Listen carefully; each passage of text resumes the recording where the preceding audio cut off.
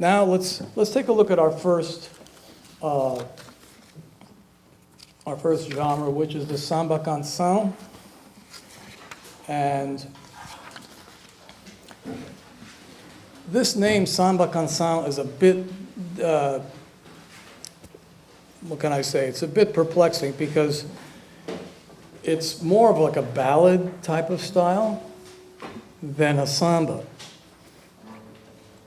And so the voicings that are used in most of the basic guitar accompaniment for singers, which is what this stuff is generally a 6th string bass note with your 3-note voicing, I, M, A, on the 4th, 3rd, and 2nd string. So for example, you've probably seen this G major 7 chord, right? So that would be a typical, what we would call drop 3 voicing, right? What's nice about these voicings is that you have a 6th string bass note and then a nice large interval because you're skipping the A string, so that the clarity of the low bass note and the lowest note in the voicing is a very desirable thing, okay? The other thing is that when you have voicings which do not go beyond the B string in the lower position like this, if you have a singer or a melody instrument that's playing like, you're not going to get in their way registrally, see? So the voicings are built for accompaniment, okay? So here's the thing. Practicing with a metronome is super important. And then there's a time when you don't want to. So this first basic 1-bar module that we have is a 2-5-1 D major. And I'll just play it for you.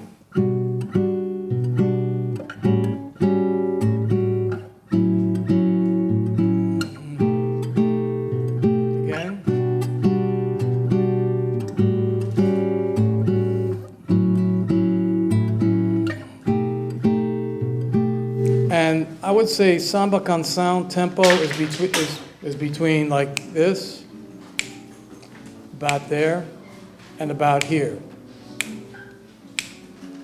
Any faster than that, you start to get into bossa nova territory. The first thing that you notice, well, you tell me, what about the first chord? What's different about the first chord from what you're used to seeing? Bass note would be on the 5th string usually. I'm talking about the sound. Okay, well, it's a 9th. It's got a little bit of an extension jazz quality to it. But what about the bass note?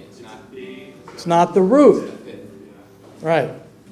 And this is the thing about these bossa nova voicings. Inverted bass notes, in other words, usually 5ths and then 3rds and sometimes 7ths, are very, very common in the music. Okay? So this is something to really listen for, not only from a technical point of view, but also because it changes the shape of the bass line of the music. And the bass player will be playing sometimes the same exact bass notes that you are an octave lower. So instead of going,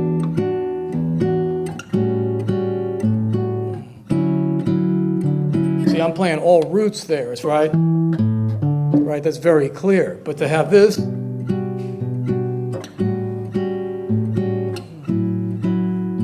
it's very subtle, isn't it? It's very beautiful. And it maintains that spacing we're talking about between the bass note and the lowest voice of your 3-note voicing. Okay, so let's give this one a try, okay? So I'm going to turn, we'll do it without the metronome this time. Here we go, ready? 1, 2, 1 and 2 and.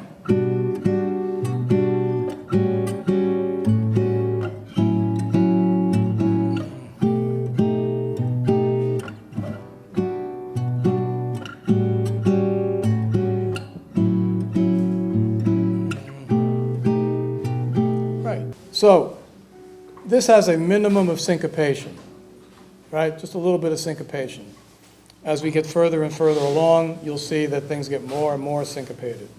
Now, the repertoire piece that Joe and I are going to play, Manhã de Carnaval, of Luis Bonfá, from Black Orpheus, right? That piece is kind of demonstrated here in the second line here. So I'm going to play you what the first 4 bars would sound like, okay? So 1 and 2 and...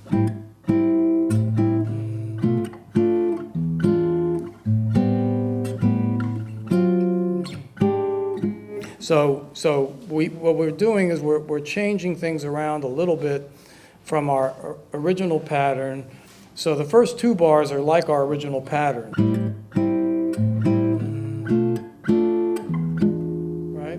But then when we get to this over here, we have some ties and some things like that. So the 4 bars together sound like this.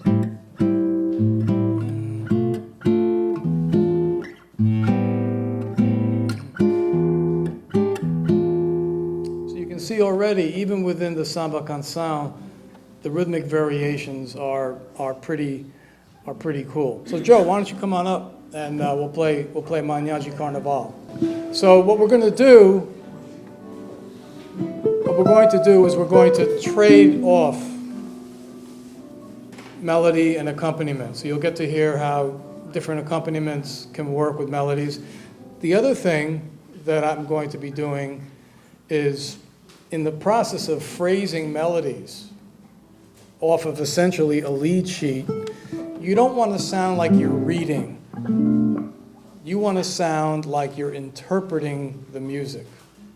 And even if you've never seen the tune before, you want to have a certain sense of emotional and musical ownership over this piece, as if you wrote it and it came out of your heart. That's how you have to play, like you're never going to play your instrument ever again. That's the kind of ownership and the kind of depth of experience and emotion that needs to come out of your playing when it comes to Brazilian music.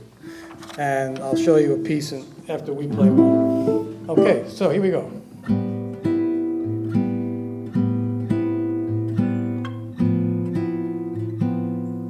This is just a regular introduction.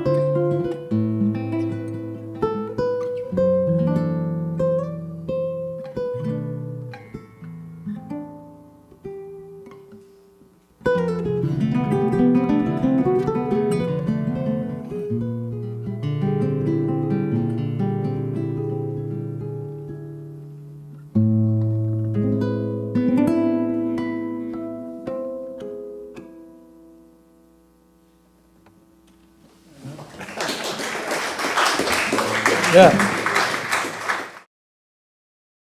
Now, remember that this is accompaniment, right? It would be amiss if I did not give you some examples of how this kind of accompaniment in different styles sounds with vocals. So I'm going to sing just a part of an amazing Sergio Santos tune called Nenhuma Deus. And it's a beautiful tune. I'll do the second A section and the bridge, just so you can hear Sergio Santos from Minas Gerais. He is like an absolute genius, and I'm happy to say we're good friends, and we've been supporting each other's music for a really long time. So this is Nenhuma Deus, and you'll see that the voicings are very, very similar, and the rhythmic figures are very similar to what we've already seen. So this is how it goes.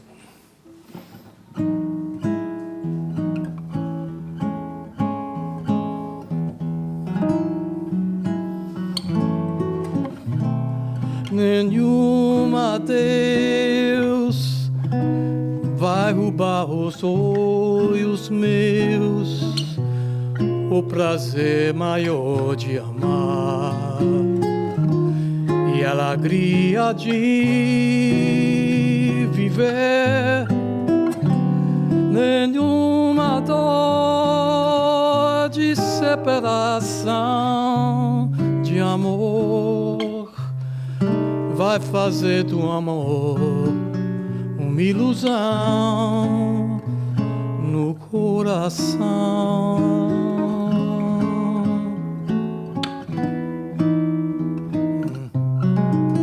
No meu coração também vai ficar refém de uma saudade,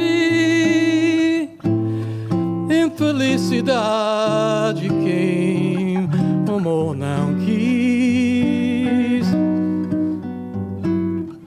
Por nenhuma Deus eu vou deixar de ser mais feliz. Nenhuma Deus